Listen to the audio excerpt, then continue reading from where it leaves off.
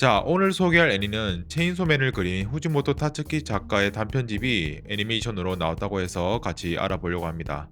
이 애니는 작가가 17세부터 26세까지 그린 단편 만화를 애니로 만들었는데요.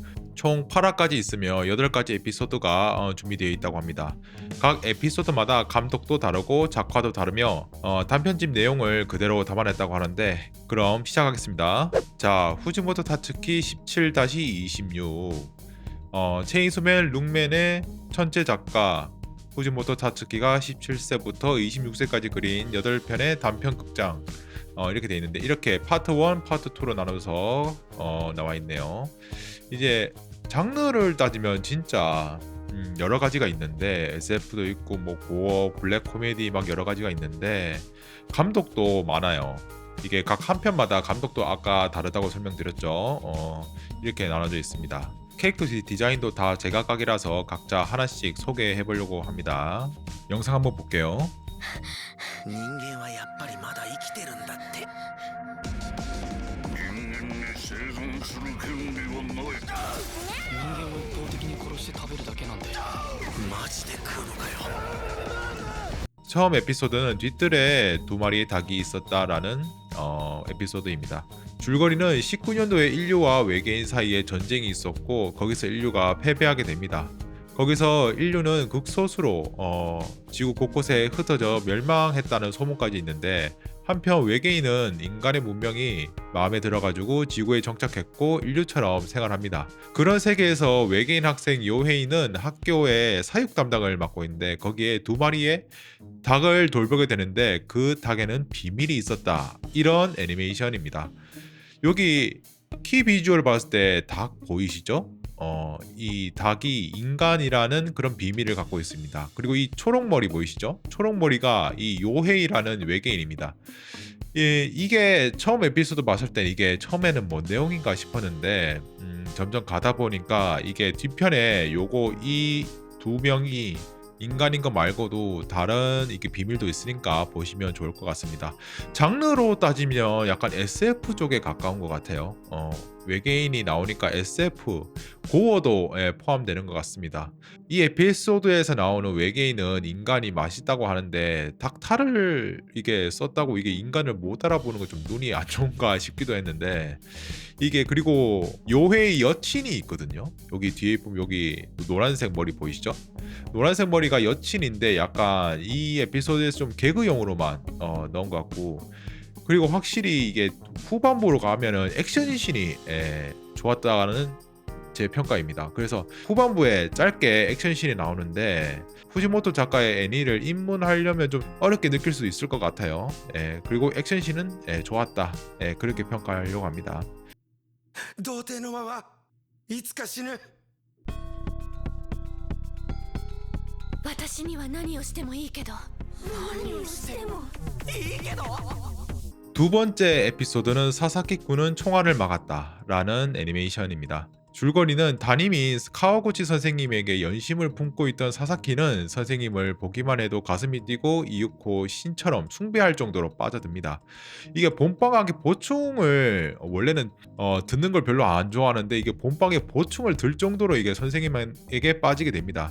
교실에 총을 든 남자가 난입을 하게 되는데, 그는 카와구치 선생님의 동창이었고 차인 것에 대한 안가품을 품고 학생들이 인지로 삼아서 어떤 것을 요구하는데, 이 여기서 과연 사사키는 선생님을 지킬 수 있을지, 그거에 대해서 나옵니다. 전 이거 좀 몰입을 못했어요. 이게 선생님을 이게 신처럼 숭배한다는 것에 조금 전 몰입을 못했고, 교실에서 총을 든 남자가 일단 발포를 하는데 우연치 않게 이 사사키 군이 그 총알을 맨손으로 맞게 돼요. 거기서부터가 조금 스토리가 이어진다고 저는 생각합니다. 거기가 제일 기점이었어요. 감정 변화가 확확 바뀌는 그런 거가 보였고, 이번 에피소드 주제가 믿음과 가능성이라고 저는 생각하거든요. 근데 저는 몰입을 못했는 게 이게 선생님에 대한 숭배라는 게 저는 조금 이해가 안 되는 부분이라서 저는 좀 몰입을 못했지만, 보잘것없어 보이던 주인공이 자신이 믿음 하나로만 이게 기적을 이뤄낼 수 있다는 그런 메시지를 좀 담고 있는 것 같은데, 이게 사람 관점이 다르니까 나도 뭐라고 말을 못하겠는데, 아무튼 저는 이 에피소드는 전 조금 불호인 것 같아요. 저는 ゆりくんゆりくん俺は今は俺が会長今なんだ俺は 세 번째 에피소드는 사랑은 맹목이라는 에피소드입니다. 줄거리는 고등학교 졸업을 하루 앞둔 학생회 이부키는 지금까지 학생회를 함께하며 버팀목이 되어준 유리에게 함께 하교를 하자며 제안합니다. 오랫동안 간직해온 마음을 전하기 위해 이부키는 굳은 결심을 하고 유리와 학교를 나서지만 여러 장애물이 나타나 둘의 하교를 가로막습니다. 이 에피소드는 학생회장 이부키가 유리에게 고백하려고 하는데 그 장애물이 엄청나게 많이 나옵니다. 말도 안 되게 많이 나와가지고 조금 그런 게 있긴 한데, 주인공 성격이 너무 진지하고 얼굴도 무섭고 하니까 약간 좀 오해 살만한 요소가 많은데, 고백도 너무 서툴러가지고 처음 이게 내 나름대로 고백을 하려 하니까 약간 그런 순수함이 보였다. 약간 퓨어한 작품이라고 좀 볼 수 있는 것 같아요. 근데 나는 그런 서투른 고백이나 사랑 같은 게 난 좀 재밌더라고. 이 편은 좀 볼만하다고 생각합니다. 番組の途中ですが、ここで緊急ニュースをお伝えします。私が殺し屋の資格です1億やる俺を殺してみろいいよ退屈だ退屈だ退屈だ退屈だ退屈だ退屈だハンターね退屈だ 자, 네 번째 에피소드는 시카쿠라는 애니메이션이고요. 시카쿠는 자객이라는 의미를 갖고 있습니다. 줄거리는 어린 시절 부모에게 학대받으며 자란 소녀가 현재 킬러 시카쿠로 이름을 떨치고 있습니다. 시카쿠의 소문을 듣고 흡혈귀 유겔이 3500년 동안 죽지 않은 삶을 지루해하며 시카쿠에게 자기를 죽여달라고 의뢰를 합니다. 그러나 의뢰는 실패로 돌아가고 집으로 돌아온 시카쿠는 머릿속에 자신의 존재를 처음 받아들여준 유겔 생각으로 머리가 가득 차게 됩니다. 거기서부터 일어나는 에피소드입니다. 이게 언뜻 보면은 살인이라든가 킬러 그런 물일 수 있는데, 이것도 마지막 가면은 이것도 약간 연애물 같기도 하거든요. 뭐라고 해야 돼? 약간 애정결핍 그런 게 좀 보였어요. 시카쿠가 약간 애정결핍 그런 게 좀 보이더라고요. 그래서 난 캐릭터성으로는 전 좋았던 것 같거든요. 그래도 보는 것도 저는 괜찮았다. 에피소드 괜찮아 보였습니다. 저는 이거. 僕の母さんが人魚だったらしい。僕は母さんの顔も声も好きな食べ物だって何も覚えていないんだ。 다섯 번째 에피소드는 이너 랩소디라는 애니메이션입니다.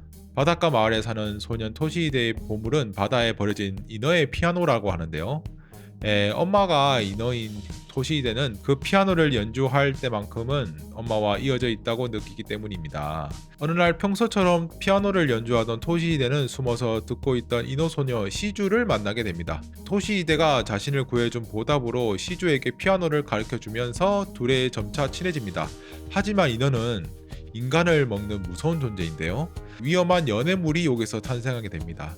여기서 조금 호불호가 갈릴 수가 있는 게, 저는 괜찮았거든요. 괜찮았는데 이게 그림 자체가 조금 마음에 안 들 수도 있어요. 약간 이너라서 이게 이빨이 조금 뾰족뾰족하게 나와 있는 거랑 이 그림체랑 별로 안 맞다고 좀 볼 수가 있는 사람도 있을 거예요. 근데 저는 괜찮게 봐가지고 그래서 한번 보시는 것도 좋을 것 같습니다.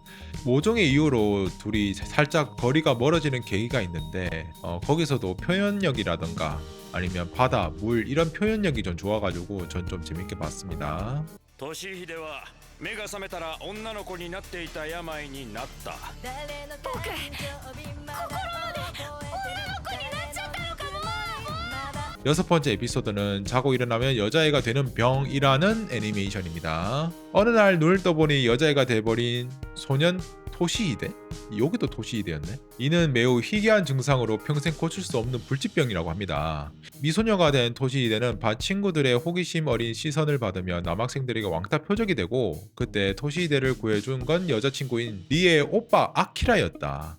아키라의 남자다운 면에 매력을 느끼고 마음까지 여자가 됐음을 깨달은 토시히데는 리에와 관계를 결단을 내린다 라는 에피소드를 담고 있습니다. 여자로 변한 얘가 토시히데고 얘가 리에인데, 둘이 원래부터 여자가 되기 전부터 얘네 둘이 사귀고 있었는데 토시히데가 자고 일어났더니 여자애가 돼버린 거야. 근데 여자와 여자가 이게 친구는 괜찮은데 연애는 할 수 없잖아, 얘네 둘이는. 그래가지고 거기서 나오는 갈등이 있었고, 이미 여자가 돼버렸으니까 자신을 구해준 리의 오빠한테 이게 마음이 가는 그런 거에 좀 흔들립니다. 그리고 주인공이 너무 울보라가지고 이게 스토리는 괜찮은데 너무 애가 못하면 질질 짜는 거야. 그래가지고 조금 몰입을 못했어요. 너무 울어가지고.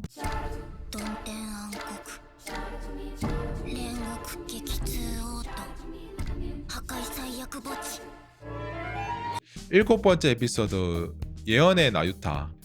줄거리는 켄지라는 남자가의 여동생이 세상을 멸망시킬 악마라고 이게 예언된 여자애입니다. 얘가 처음에는 막 이렇게 안 됐는데 주위에서 계속 예언에 휘말리면서 얘도 약간 좀 그런 거에 넘어가요. 근데 예언이 그냥 예언이 아니고 예언도 맞긴 맞아. 얘가 특별한 힘을 가지긴 해. 근데 아니 얘네들은 그냥 평범하게 살고 싶은데 주위에서 계속 건드니까 약간 그런 거에서도 갈등이 있었고, 이게 주위 사람이 계속 오빠를 너무 공격하니까 이게 동생도 너무 분노가 끌어오르잖아요. 거기서부터 큰 사건이 일어납니다. 그 사건으로 이게 조금 스토리가 흘러가는 그런 느낌입니다.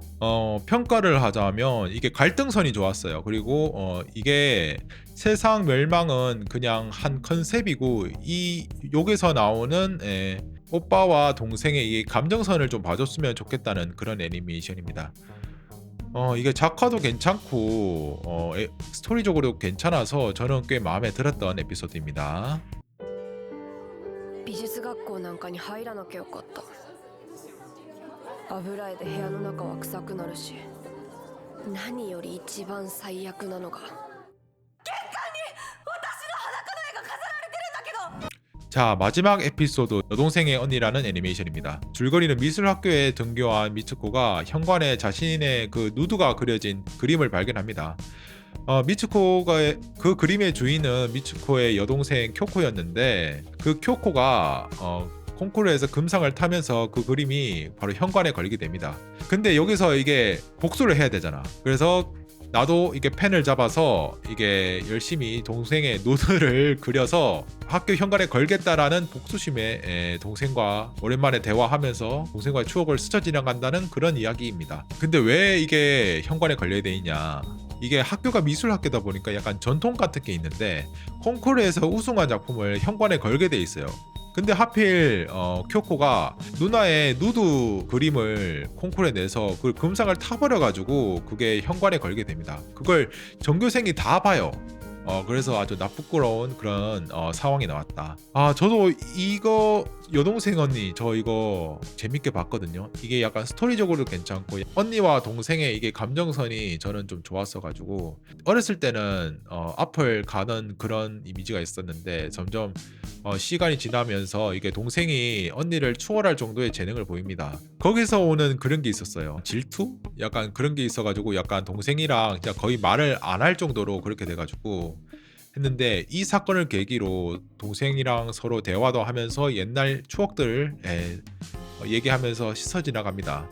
거기서 오는 감정선이 전 좋았다라고 전 평가합니다. 자, 이렇게 해서 애니메이션을 한번 살펴봤는데요. 보셨으면 하는 작품은 시카쿠, 이너 랩소디, 언어의 나유타, 여동생의 언니, 이 네 작품은 꼭 보셨으면 좋겠습니다.